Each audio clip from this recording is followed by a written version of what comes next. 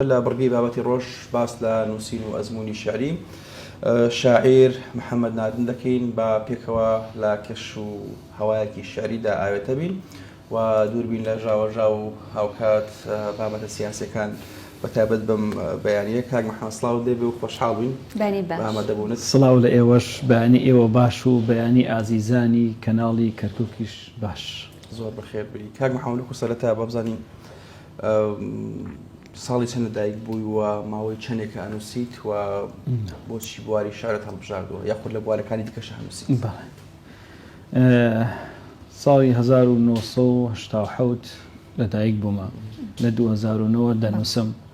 پێش ئەوەی بنووسم وێنەکێش بووم ئیتر بە هەر هۆکارێک بێ وازم لە وێنەکێشان هێنا و دەسمدایە نووسین جا دەڵێ وێنەکێش و شعیر وەکو یەک وایە شاعیر بە وشەکانی وێنە ئەکا و وێنەکێشیش بە ڕەنگەکانی دوڕ یەک داوە. بڵێ زۆر دڵم بەم قسەی و مامۆستا بەڕێزە خۆش بوو لە کتێبی حاجی قادری کۆیە نووسرا بوو. هەڵبەت دەنووسم لە هەموو بابەتێک دەنووسم لە هەموو بابەتێک دەنووسم. کاک محەممەد ماوەیەک بەر لە ئێستامە پرۆگرامێکمان کرد پێم خۆشە بزانم لەو ماوەیە چ گۆڕانکاریەک ڕوویداوە لە شعرەکان تا ئاخۆ کتێبێکی نوێت هەیە یاخۆت ئێستا ستایلێکی تر ئەنووسیتەوە؟ بەڵێ لە دوای و بەرنامەی جەنابەت کە پێکەوە بەرنمێکی زۆر پرۆفیشناڵ بوو باسی کتێبێکمان کرد کتێبەکە ئێستا لە ئەم 2020 بۆ 2021 کتێبەکە چاپکرا ئەوەت ئێستا خاوەنی دوو بەرهەمم لە دوای بەرنامەکتۆ بەرهەمێکی تریشم ئامادەیەوە چەندین بەرهەم و کلیپ و شعری تریشم نووسیوەتە لەو کاتەوە تا ئێستا. زۆر باش پێمان خۆشە گوێمان لە شعرێک بێت فەرموو. مێژووی کورد. زۆر باشە بەر لەوە کاک محەممەد تو لە چ بوارێکە بڵ نوێسە شاعری لە بواری کلاسیکە ئەنووسیا خۆڵک و ئارامی خۆمان شەیدای کلاسیکە عاشقی کلاسیکە ئەو بوارەی تۆ کە هەڵبژاردەوە حوڕە چییە؟ بەڵێ پێشتر وتم من حوڕەکانیش بە یاسایی ئەنووسم من شاعرێکی یاسایم پابەندم باش ڕستکە شکێن نیم باش هەموو بابەتێک ئەنووسم. مێژووی کورد.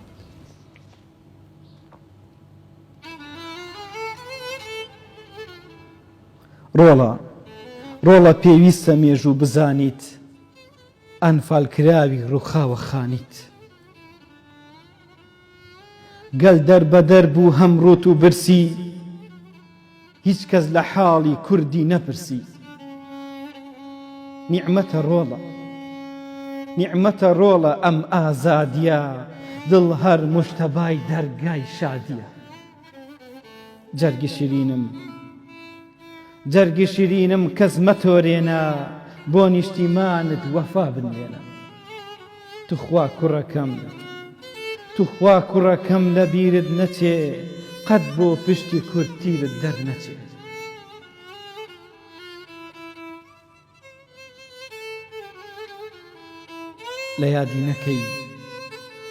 لە یادی نەکەی گەلت چۆن ژیا کۆرپەلەی کورد بوو بۆ خەیار گریا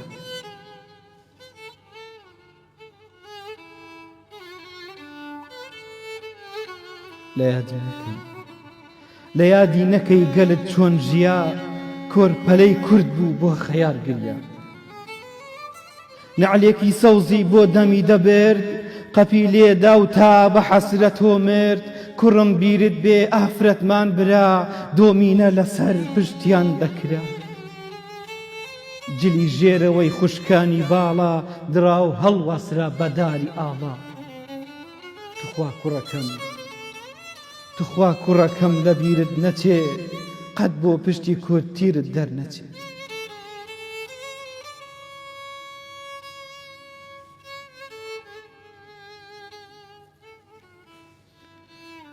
بە شۆفڵ سەدان چاو هەڵکەندراوە بە کۆمەڵ کوردیان تێفڕێداوە هەر بە زیندوی دایان دەپۆشی تا مردن هەموو ئاخیان دەنووشی ئێستاش دایکانم دڵپڕ لە خوێنن چاوەڕێی ڕۆڵەی بێسەر و شوێنن چاویان لە ڕێیە هەر نەهاتنەوە هەر بەو ئاهەوە سەریان نایەوە توخوا کوڕەکەم لە بیرت نەچێ قەت بۆ پشتی کورتتیرت دەرنەچێت. سپاس هەڵبەت خۆشەویستان ئەوەی کە باشە هاوڕێن هاوکارم بن بەرنامە کۆتایی پێبێنین یاخۆت بەردەوامە بین. باشە زۆر باشە ئێستاشە چینە لای دیداری یەکێتی لە شاری هەولێر کە ئەمڕۆ بەڕێوە دەچێت با پێکەوە بینەری بین فەرموون.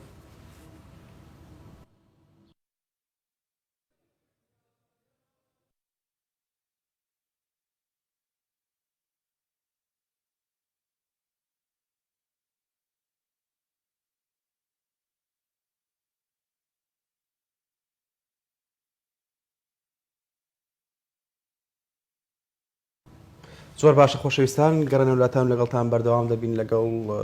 کاک محەممەد. کاک محەممەد ینی نووسین و شعر لای تۆ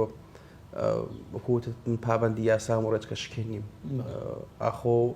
کە سەرەتا وەکو لەوێنەوە دەست پێ کردو بەڵام لە ئێستای خەریکی نووسینی شعری شعر لای تۆ ئیلهامە سروشە یاخۆت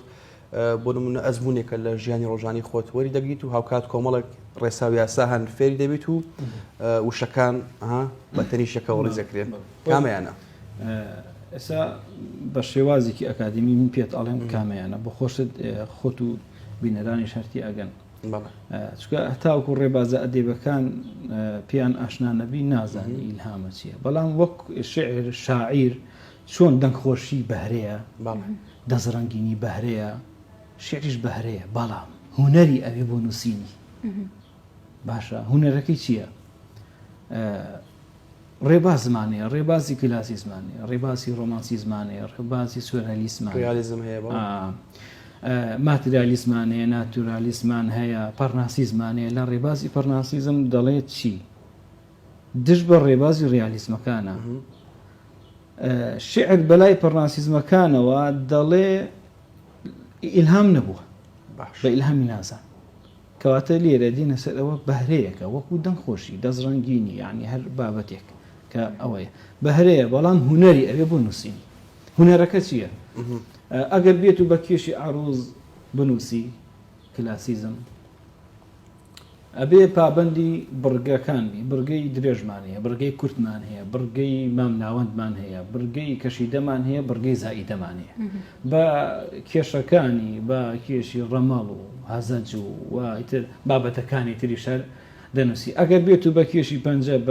بە کێشی خۆماڵی بنووسی ئیتر چواری نەمانەیە سەی نەمانەیە پێنج خشتەکیمانەیە شەشی نەمان هەیە ئیتر لیریکمان هەیە هەتاکو دوای زۆر باشە بۆ پەرەپێدان بە تواناکانت وەکو شاعرێک پێویستە تۆ بخوێنیتەوە هەروەها ئەو ترێزکە گفتوگۆکردن و مناقەشەکردنی نێوان شاعران ئەوەش یارمەتیە لە ڕەنگە ئەو ڕخنە بگرێت لە تۆ یاخۆت ئامۆژگاریەکت بکە تۆ وەکو شاعرێک تاکو چەند گفتوگۆکی سەبارەت بە شاعرەکان مناقەشەیەکی لەگەڵ شاعرانی ترە بەڵێ ئێمە ئەم بابەتە لەناو ئێمە زۆر قاڵبووتە بە تایبەتی من چکە ئێمە ڕێکخراوێکمان هەیە سەرۆکی لقی ئەدیبان لە سلێمانی ئێمە کە چالاکی بۆ کەسێک دەکەین یەکسەر کە پێش ئەوی کە چالاکی بۆ بکەین هەڵبەت سێری ئەزمونونەکەی پێوی دیارە کە خوێنەوارێکی نەخوێندەوارە هەموو خوێنەوارێک خوێنەوار نییە خوێنەر نییە هەموو خوێنەوارە خوێن ناتوانێت پێی بڵێ خوێنەوارە بە کەسێک ئەڵێ خوێندەوار کەوا بخوێنێتەوە با من بزانم بنووسم شتێک بخوێنەوە گرنگ ئەوەیە کتێبەکان لە ئامێز بگری بخوێنینەوە طبعا لەگەڵ هەر کتێبێکە کە تەواوت کرد هەر بابەتێک کە ئەخوێنی تۆ مێش کرد فراوانتر ئەبێ ئەوە زۆر گرنگە زۆر باشم جام پێم خۆشە باسی ئادای ینی خوێندنەوەی شعرەکەشت بکەم هەستەکەم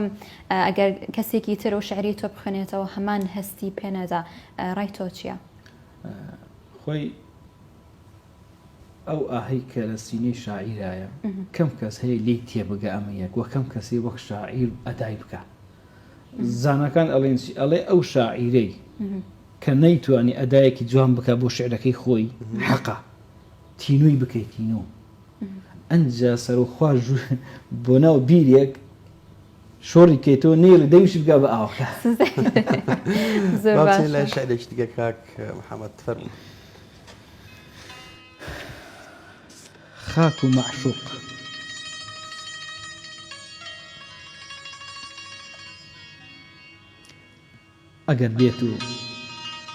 ئەگەر بێت و لێم بپرسن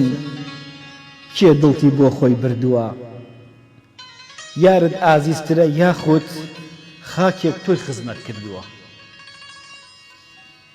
لە وەڵامدا دەڵێم دڵم بۆ نیشتیمان پرسۆسترا لە دوای دایکم خۆڵی خاکم لە ئەوینم پیرۆسترە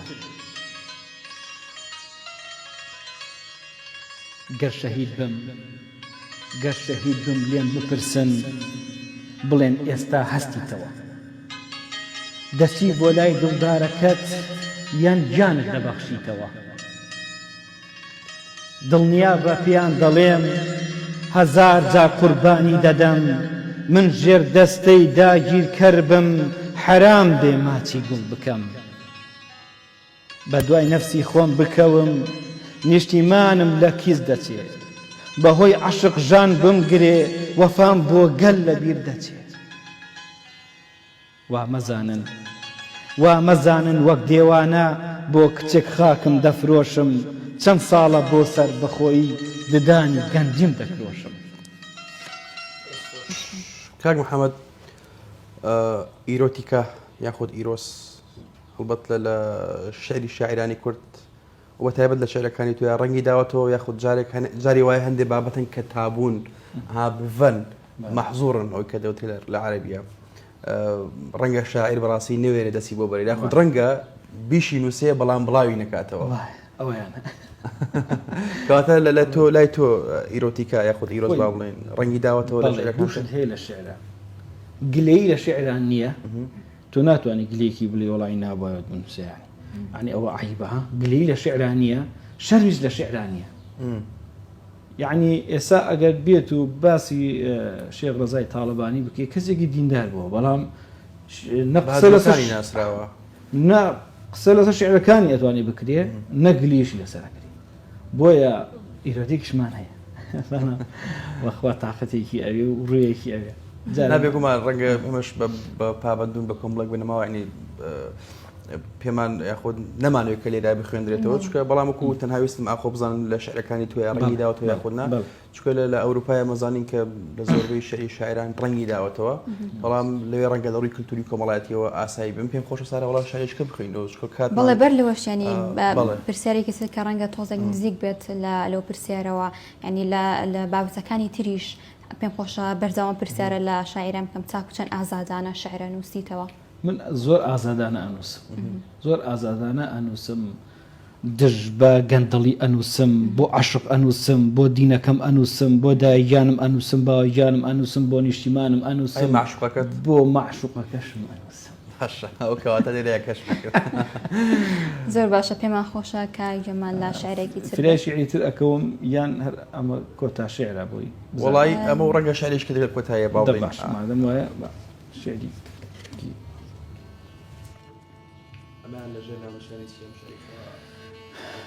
ئەمە بەتەما بم وڵاتم بەجێ بێڵم بەڵام بەهۆی یەک وشەیەک گەڕامەوە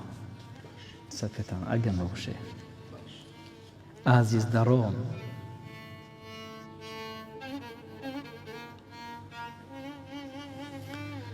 بۆیە دەڕۆم تۆ دڵ ڕق بووی کوشتەی ژین بووی بۆیە دەڕۆم هەرچی بڵێم تۆ دەڵێی نا گەنجیم لە ڕێی عەشقتدانە دڵ بێقەدر و سەرگەردانە دەی بۆ نەڕۆم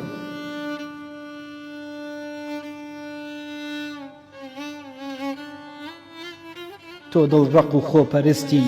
دڵنیا بە تاس پێدا من هەر دەڕۆم لەوەتەی من تۆ دەناسم هەر خەم دەخۆم ڕۆژێک نەبوو وەک دڵسۆزێک بم لاوێنی ئیدی تەواو تۆ وڵاتم جێدەهێڵم سبەی دەڕۆم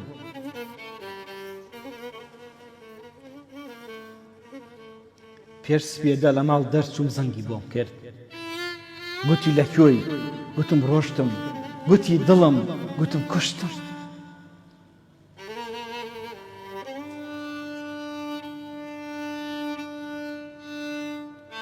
پێش سپێدە لە ماڵ دەرچووم زەنگی بۆم کرد وتی لەکوێی وتم ڕۆشتم وتی دڵم وتم کوشتم وتی بڕۆ جێم بهێڵە بەڵام دایکت هەر وەک دڵ خۆشە بێ دڵنیا بە تاس پێدا من هەر دەڕۆم تۆ دڵ ڕق و خۆپەرستی دڵنیا بە تاس پێدا من هەر دەڕۆم وتم دایکم بۆچی دایکم وتی دایکت جێمەهێڵە وتم گوڵم دەمێ ساڵە دایکی جوانم لە ژێر گڵە وتی نادم هۆشت نییە بۆ نیشتیمان بۆ خاکی خۆت دایکت نییە من بۆ قسەی لە سەفەرم بووم پەشیمان ئیدی تەواو ئازیزەکەم جێی ناهێڵم تۆ نیشتیمان جێی ناهێڵم تۆ نیشتیمان مادوو نەبیت هەڵبەت نیشتیمان دروستە ئێمە جاری وایە لە ڕووی ڕەنگە سیاسیەوە ینی بارودۆخوا بخوازێکە و ها وەڕسە بین ئیدی ئێمەش مرۆڤین بەڕاستی و مرۆڤ هەمووی پێویستی بە خۆش گوزەرانیە بەڵام دوجار نیشتیمانە و ئامێزەیەکەوە وەکو چۆنها کە دەڵی وڵات و خاک و نیشتیمان بە مینەشم هێندرێ هاوشێوەی دایک بە سۆز و بە زەیە ئوستاز باسی ئیرۆتیکام کرد بەڵام لە شوێنێکە نالی بۆ چێڵێ لە بتمیم و قەدە ئەلف و زولفت چیم دەزانی بەم سیانە تالیبی چیم ئەوە بەستی لە چیە لێرە؟ وەڵا ئەگەر مەگەر پیوشە بە وشە بۆت بنووسمەوە بەڵێ کاک محەممەد ینی هەندێک لە شاعران دوو جۆر هەیە جۆرێکیان کەەوە ئەو شعری کە ئەینووسێتەوە ینی ئەگەر هاتوو بگاتە مەرحەلەکە نێتوانێت تەواوی کات وازی لێ ئەهێنێت شعرێکی ترە هەنووسێتەوە هەندێک جاریش هەندێک شاعران هەنکەوە تاوەکو شعرەکەی تاوانەکە ناچێتە سەر شعرێکی تر بە هەمان شێوەیە کێشەکانیش ڕەنگە هەندێکیان تابلۆکەیان تاوا بکەن یاخود ئەگەر نتوان تاوی بکەن یاخود ئیلهامیان بۆ نەیەچن خەریکی تابلۆیەکی ترە بن جا پێم خۆشە بزانم تۆ کەم جۆر شاعری ئایا شعرت هەیەکەوە تاوت نەکرد و جێت هێشت بێ یاخود ئەبێت شعرەکە تاوا بکەیت خۆی هەردووکی هەرە بێت لەوەیە بۆ زروفێکی تایبەتی واز لە هەندێک لە شێعرەکەی بەردەسی بێنە و بۆ ئەوەی کە فیرای ئەو بابەتی ترکەوێ بینوسێت بەڵام باشترینیان ئەوەیە شێعرەکە تەواوکەیت هەرچۆنی بێ و شێعرە تەواوکەیت بەڵام نەک ئیتر کە تەواوت کرد بەری ئیترەوە 100% و نابێت ئەبێ یعنی چەند جارێکی تر بەسەریا بڕۆیتەوە لەوەی وشەی جوانتر ئیلهامی جوانترت بۆ بێت پێم خۆشە بەسی ئەو کتێبەمان بۆ بکەیت ئەو کتێبە شعری بەڕێزت ناونیشانەکەی و چۆن ئەو ناونیشانەشت بۆ هەڵبژاردووە بەڵێ بە کەسێک دەڵێن بە وەفا وەفای بۆ دین و خاک هەبێت خۆشەویستی بەرهەم نایە دڵ لە ئاسی یەک پاک نەبێت بەختەوەری بۆ کەسێکە کە دڵی پڕ لە وەفایە بەختەوەری بۆ کەسێکە کە دڵی پڕ لە وەفایە سەری ڕێز بۆ ئەو دڵەیە بۆ خەمی گەل هەڵوەدایە ئەمە دڵێکی پڕ لە وەفایە ئەو دڵی وەفایتیانە بێ خاونەکەی دڕندە دەرەچێت مەقبول نییە لە ناو هیچ مەجلیسێکە بۆیە باشترین خاڵ لە ژیاندا وەفایە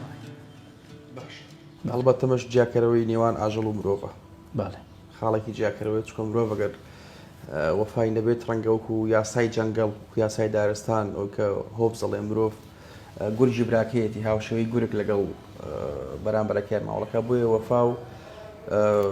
عەقڵ خاڵی جیاکەرەوە و سنترالیزمە لە نێوان مرۆڤ و ئاژەڵ ئوستاز ئێمە سپاس دەخەین لە کۆتاییمە دەستخۆشی لەکەین و بنووسارە ماڵاوەیەکەین و بە شعرێکی تۆ کۆتایی بە بەرنامەکەهێنین بە خێراتی و هیوادارین کە قەڵەم و دەست و خامەت هەمیشە ڕەنگین بێت و لە بواری خۆتا سەرکەوتوو بیت سپاس سارا دەست خۆش بێت تۆ شماندوو نەبێت چی هاوڕێیان خۆش بێت و بەڕێزان سپاس بۆی وەش کە تاوەکو ئێستا بینەربوون هەموو لایەکتان شاد و کامەران بە شعرێکی ئوستاز محەممەد کۆتایی بە بەرنامەکەهێنی خواتان لەگەڵ ئازیز تاوگە چەند بەرز بێ ڕنگ و تامی ئاو ناگۆڕێ کچیش وەفا و سۆزی هەبێ هەرگیز دڵی پیاو ناگۆڕێ شەوان میوانم بە هەتا شەوقی مانگم نەوێتەوە تا ڕووی بەستوم لەسەر سینەت بە یەکجاری بتوێتەوە گوڵم بینیوتە کاتێک چۆن گرکان لە شاخ هەڵدەقوڵێ منیش ئاوا بۆ ئامێزت وا دڵ لە سینەم دەکوڵێ تۆ دڵی منت بردووە و منیش ڕەنگی تۆم گرتووە لەو ڕۆژەوەی خۆشم ویستووی سێری کەسم نەکردووە ئەگەر تەسلیمی من نەبی خۆشی ژینم لە دەست داوە بێ تۆ ماڵم هەرەز دێنێ و گەنجیم بۆ پیریشیاوە